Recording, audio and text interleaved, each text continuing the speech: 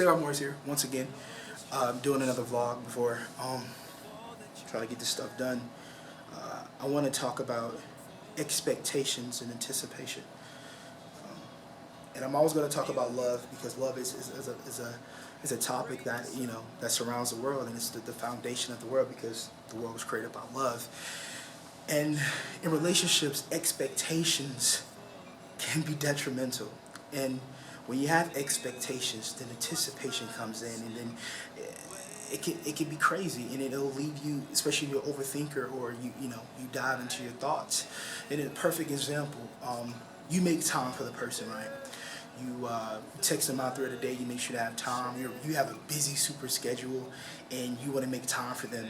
And when the shoe's on their foot, it's not reciprocated, and your expectations said, okay, if I do it, then they have to do it. And then you're starting to anticipate when they're going to do it. And then when they don't do it, it adds up, it builds up, the tension builds up, it builds up.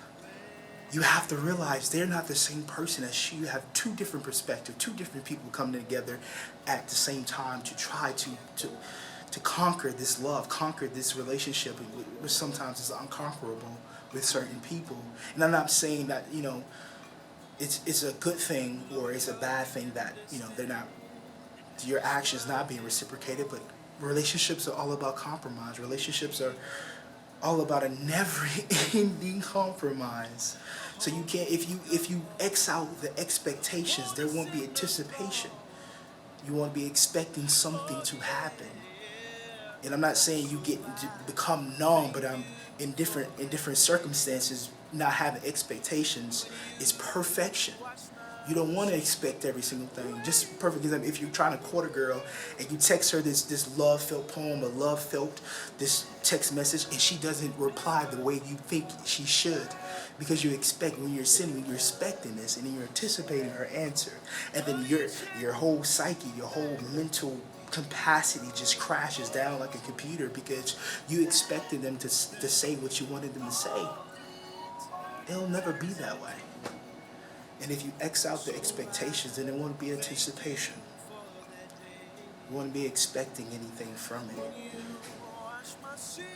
And I know that sounds so hard, I know that sounds so stupid, but the world we live in is not fair at all.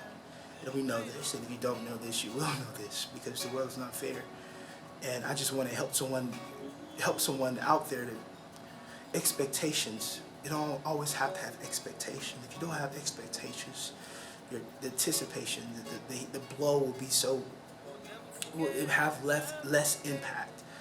So, once again, man, give me your views. Let me hear what you think about that.